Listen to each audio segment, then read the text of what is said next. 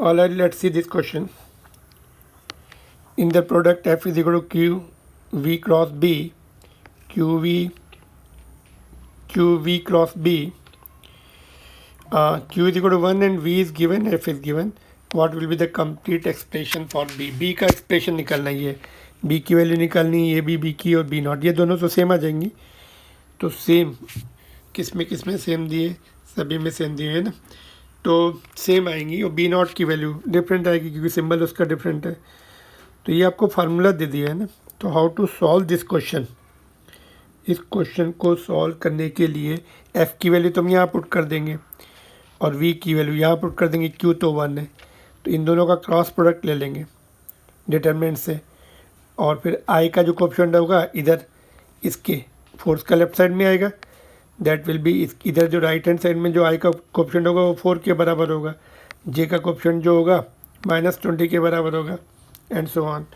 तो यहाँ पे इसमें इस क्वेश्चन में हमें डिटर्मिनेंट आना चाहिए. पहले हम इसकी वैल्यू निकालने हैं V क्रॉस B, है ना. Q तो 1 हो गया, तो V क्रॉस B निकाल लें. तो डिटरमिनेंट से कैसे निकालते हैं, देखिए पहले ऊपर वाली रो में क्या आता है, I cap J cap K cap, है ना. तो I J K आ जाता है. V के कोएफिशिएंट अभी लिखने पड़ते हैं, देखो ये V का है, तो सेकेंड रो में 2 4 6 आ जाएगा इसकी जो कोएफिशिएंट दिख रहे हैं आपको, ठीक है. थर्ड में इसके ये coefficient B and B not. अभी इसको सॉल्व करने की टेक्निक होती है, देखो पहला एलिमेंट लिया हमने ऊपर वाला, सॉल्व किया था. अभी हम इसको यहाँ पर देखो सॉल्व कर रहे हैं. हमने पहला ये सेलेक्ट किया I, इसकी रो एंड कॉलम को ऐड किया, फर्स्ट वाले को लास्ट के साथ मल्टीप्लाई किया जो विजिबल एलिमेंट है, माइनस रिमेनिंग 2 को मल्टीप्लाई किया फर्स्ट को लास्ट के साथ, 4B naught minus remaining 6B.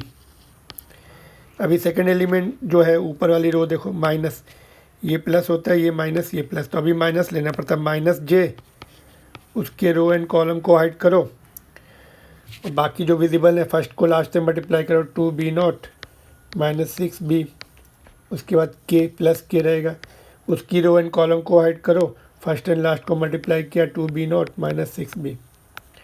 ठीक है, तो ये आ गई आपकी I का, यहाँ पे I भी आएगा ना, I आगे लिखा है हमने.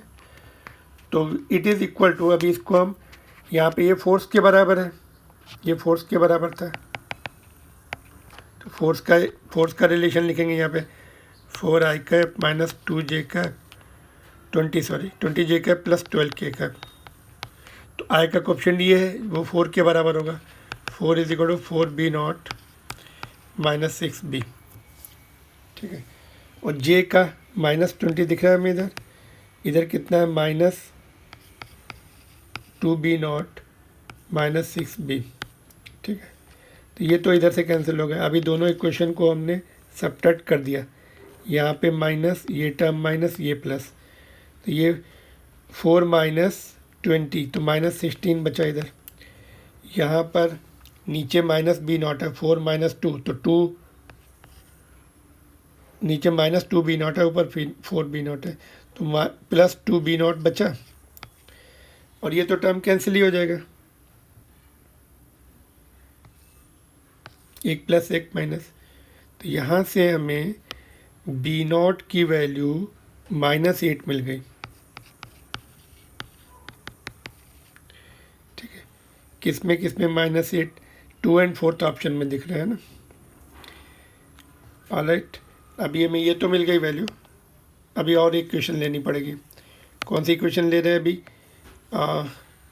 अभी ये वैल्यू हम इसमें पुट कर दें, ऊपर इक्वेशन 1 में पुट कर दें, तो हमें B भी मिल जाएगा. From 1 4 is equal to 4B naught -8, 4 into -8 -6B, है ना.